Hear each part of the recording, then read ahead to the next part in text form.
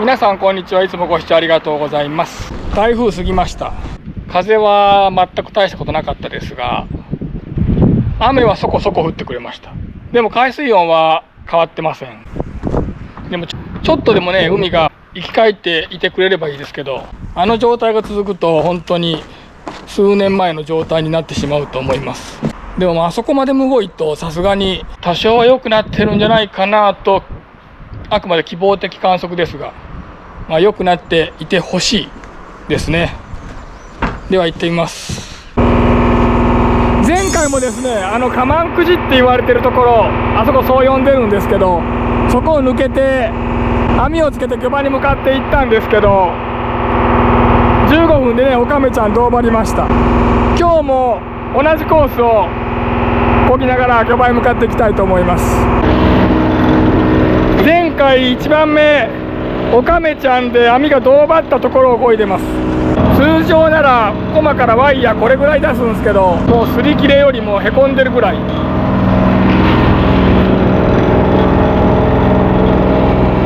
でやってます。ちなみに前回のあれぐらいの綱でやってオカメちゃん15分で胴張りました。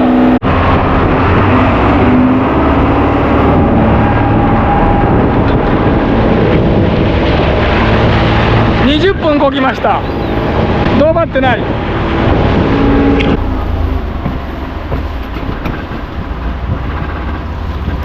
全然胴張ってない。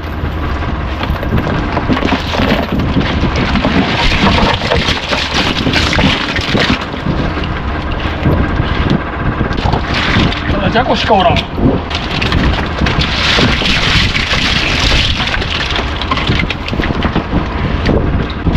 よし、上がりすごい。あとオカメちゃんも一応酸素吸入してくれたんでしょうね。台風が前回ほど入らないですけど、これもね、夜になったら海が酸欠になるんで、日が暮れると、完全に日が暮れるとまた入るかもしれません。あとですね、映ってないですけど、カメラで捉えれませんけど、水面に魚の死体が結構浮かんでます。今んとこオカメちゃんは少なめ。羽が見えましたね今。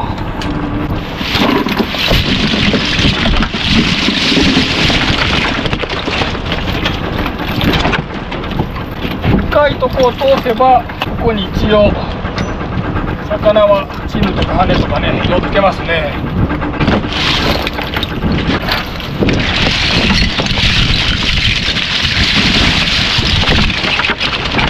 シャーシャーすごい。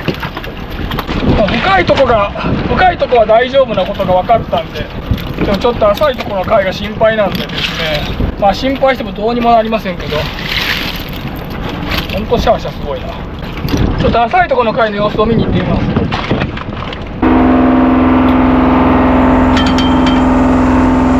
貝の濃い浅いとこ行ってみます。うわぁ、ほどけとるやん。もう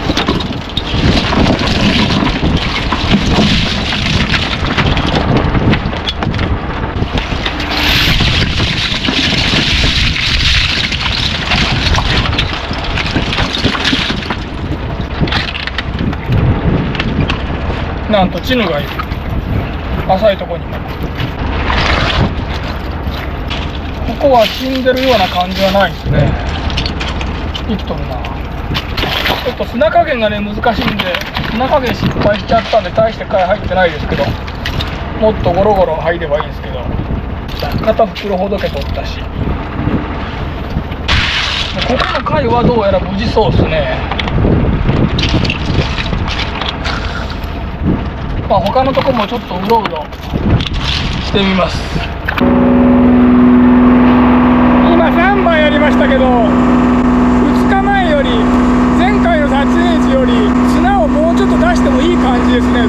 同じぐらいの砂加減だとだいぶ軽くきます。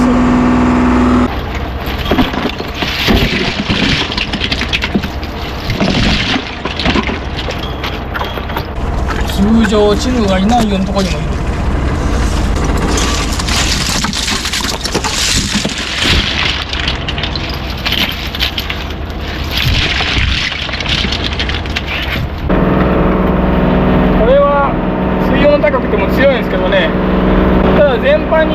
大丈夫そうですね。ナイスシャリゲタ。レイヤー松山忘れ中身入り正解ですね。レイヤーまだ出てきました。玉木貝ピンクの方、結構面白い模様ですね。普通はここに黒い縁取りがあるだけです。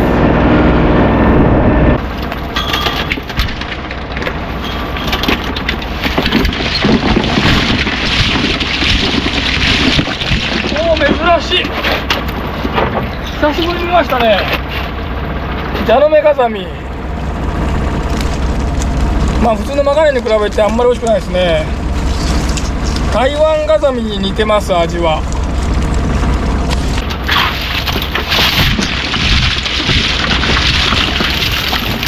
これまた珍しいものが。前回死体でしたけど黒メバル入りましたけど、死体って言っても尻の緒だったので食べましたが、赤メバルめっちゃええおかず。ただこれはねたまに入るんですよね。黒は本当に入りません。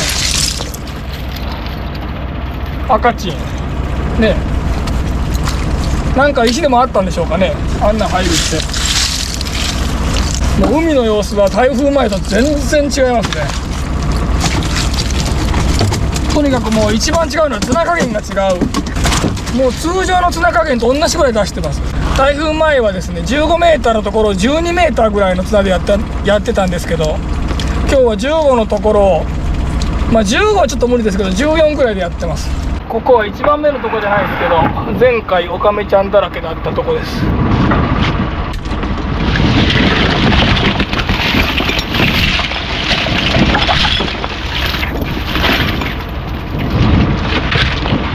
少なくはなってますけど人で寄ってきとる。こ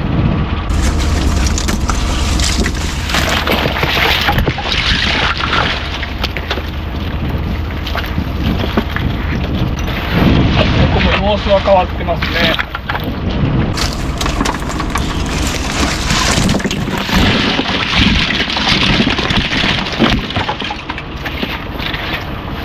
1、2、3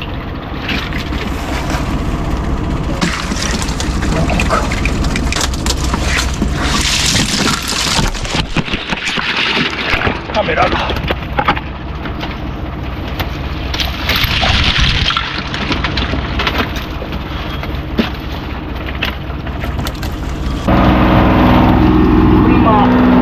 黒エビ出た。基本夜中になればなるほど酸欠になるんで出てくるんですけど、前回よりないところの方多いんで違うところ行ってみたいと思います。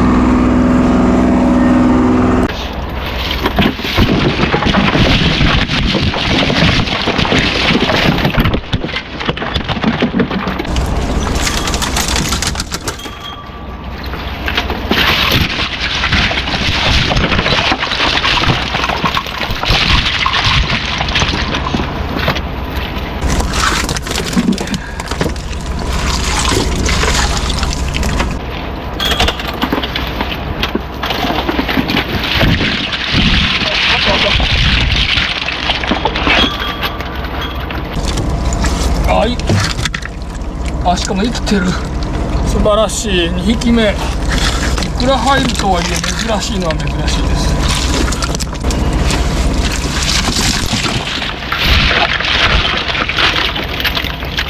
影玉見て。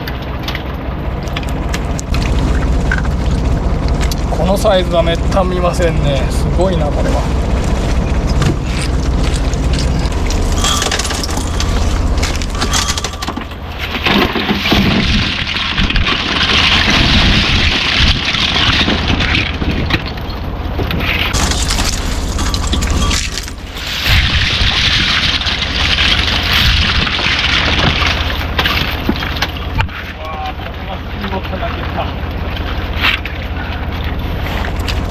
ナイス。もうこんな大きくなってる新子が、こんなんすごいですね、大きさ。今のなんかはもう完全1番号ですね。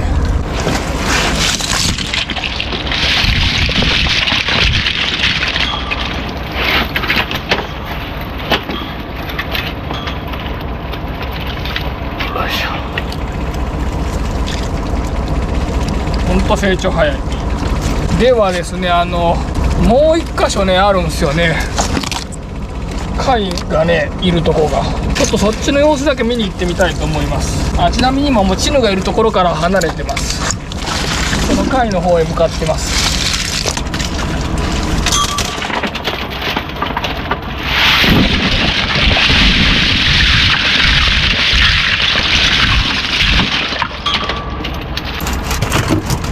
浅いとこなんでやっぱエイがいますけど、どうも貝は無事そうですね。なんとなく見た感じ、もっと西貝の殻とかが入るんですよね、死んでたら。そういうことはなさそうなんで。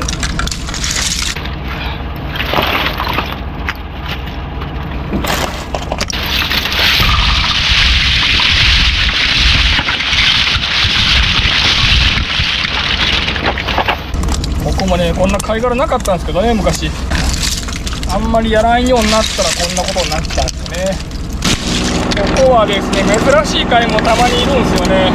さすがの貝の墓場だけあって。見つけたカマキリがいる。ではちょっと様子見れたんで、自分は特進できましたんで、チヌのとこ通ってこぎながら帰りたいと思います。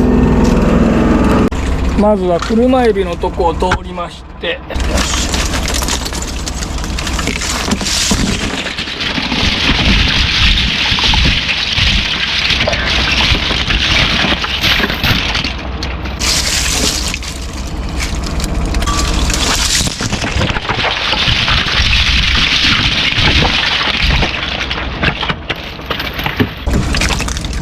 なるほど。潮返しなんですけど、なるほど。逃げなんですね、今日は。松山忘れ。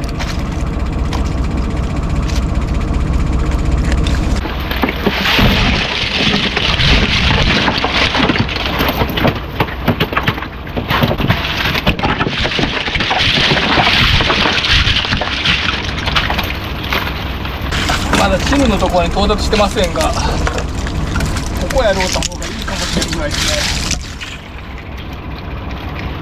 おお、最近マテ貝も増えてますね。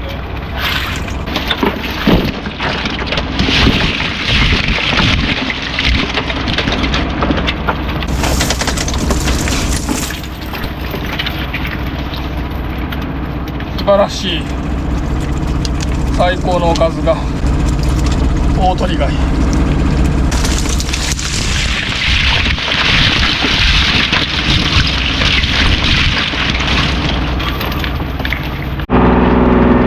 枕貝おった。ほんと綺麗ですよねこれ。自分が初めて見つけたのもここなんですよね。今年の春よりでかくなっとる。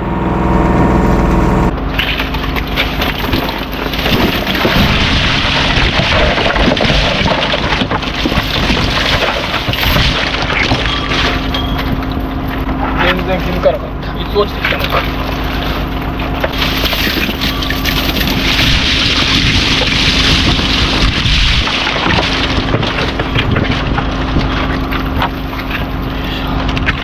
お疲れ様でした。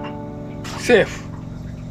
何が？不幸中の幸い、貝もゲタも死んでませんでした。ああ、よかったよかっ全然違う。た。おお。ちょっと台風来て酸素注入してくれたおかげで、魚の活性が全然違う。そうなんだ。よかったよかった。ただ風で飛んどるもんもおるな。ジャコとか飛んどるな。キスとかロクベはちょっとまた帰ってくると思うけど、ちょっと飛んでる風ですな。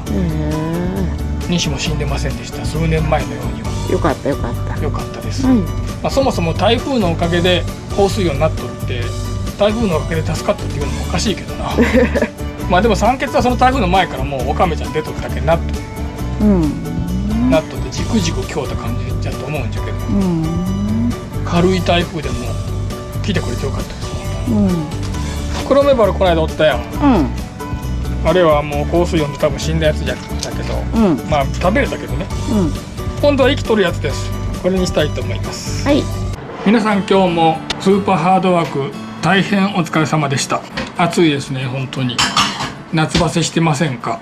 もう秋ですけど、まあなんとかちっちゃい台風でしたけど、あれだけ海がダメージ食らってたんで酸素注入してくれたようです。あと水温もまあ1度だけですけど下がりまして、港の中31度でも1度ってやっぱり大きいんだと思うんで、魚たちにとってちょっとでも活性が戻ってよかったです。ただそれも漁場によるらしく、他の漁場をやった人はですね、今日もちょっとふてるぐらいやばい感じだったっていう人もいました。カーバランシングルモルトウイスキー、先日ツーリングで道の駅桜の里木好きっていうのが島根県の宍道湖の下の方にあるんですけど、そこに売ってたんで買ってしまいました。なんとこれだけ 50ml1400 円。恐ろしい。700だったらいくらなんですかね。ちなみにクレイモア、自分は1300円のところで買いましたが1000円です。1400円、恐ろしい。ただこれの大きいやつはもうあまり高くて買えないと思うんですけど、1400円なら買えると思って買ってみました。で飲む前に通常はあんまり調べないんですけど、先入観持ちたくないんで、あんまりにも聞いたことないんでちょっと調べてみましたけど、台湾のウイスキーだそうです。あ、香りはいい香り、めちゃくちゃいい香りですね。飲み切りサイズ1400円が一撃で、なんか東京の方のなんかウイスキーのコンクールで金賞受賞って書いてました。あんまりちょっと見ないように、先入観持ちたくないんで、香りとか味とかは見ないようにこう見たんで、なんとなくですがなんかそんなことを書いてました。ではいただきます。高級多分今まで飲むウイスキーで一番高級なんじゃないですかね。700だったら2万円超えるでしょこれ。香りは瓶の時はいい香りでしたけど、ちょっとあんまりちょっと分かりにくくなりました。本当にいただきます。おー、濃いな。ちょっとフルーティー、あと甘いナッツ。飲んだ時の喉通る時の香りが素晴らしいですね。なんと台湾にウイスキーあるんですね。あとちょっとスモーキーですね。ピートコーというまではいかないですけどスモーキーですね。スモーキーですね。本当に煙の感じが鼻に抜けてきます。ただもしこれが2万円超えるんなら、やっぱりスコットランドにはやっぱり勝ててないグレンモーレンジとかグレンリベット、グレンファークラス、あとはグレンフィデック、ボーモア、それらの18年ものにはちょっと及ばない。まあちょっとスモーキーな感じが好きな人はこっちの方が美味しいと思う方もいらっしゃるかもしれませんけど、香りもコクも2万円ではないな。めちゃくちゃ美味しいですけど、まあだいぶ好みの問題もあるんで、自分の中ではやっぱり皆さんがおすすめしてくれたグレンモーレンジ、一番最初に飲んだグレンモーレンジ18年が超えるやつがなかなか対抗するとすればグレンフィデックですが、その18年ものには残念ながらちょっとという感じでしょうか。赤メバル煮付けにしました。やった、嬉しいです。赤メバルが食べれる。自分が取れない魚は非常に嬉しいです。もう食べれること自体が。しかもこんな大きいの取ったのは初めてかもしれません。たまにね、こんな石がゴロッと入ったらね、こういうのは取れるんですよね。ただそんな当然持って帰りませんけど、おかずにもならんしね。これは生きてたやつなんで絶対美味しいと思います。いただきます。めちゃんこうまい。ボッケうめえす。ブチうめえす。前回の黒メバルはですね、やっぱりちょっと死にのだったとはいえ、やっぱりちょっと死んでたやつなんでしょうね。じゃないとね、自分の道具に入らない。見たことないですからね、黒メバル23年間で。これは生きてたやつなんで、歯応えもあるし、もう魚自体の味も濃いし、食べれることが嬉しいですね。うまい。酒にも合うし。やっぱ一番美味しいのはここでしょ。ほっぺた。うまっ。歯応え抜群。この目の裏ですね。あとここ非常に少ない部位ですけど、ここ希少部位。うまっ。歯応えとゼラチンと最高ですね。あとここですよね、うまいの。もう皆さんご存知と思いますけど、ここですよね。あと美味しいのこれ。いただきます。やばうま。ボレーうまいです。アコウとかね、メバルとかでも入らないんでね、そういうもんが入ると本当嬉しいですね。いつもおかずにしてます。ただアコウは、メバルはねあんまり美味しくないっていう人いないですけど、アコウは釣りの方にねたまにいただくんですけど、アコウ美味しくないっていう人多いですね。自分アコウの煮付けめちゃくちゃ好きなんですけどね、歯応えあって味がないって言うんですよね、みんな。まあ確かにメバルとかに比べたらアコウはちょっといまいちかもしれませんけど、まあメバル強すぎですよね。今回もご視聴ありがとうございました。うまー。うわ、尻尾うまっ。うまっ。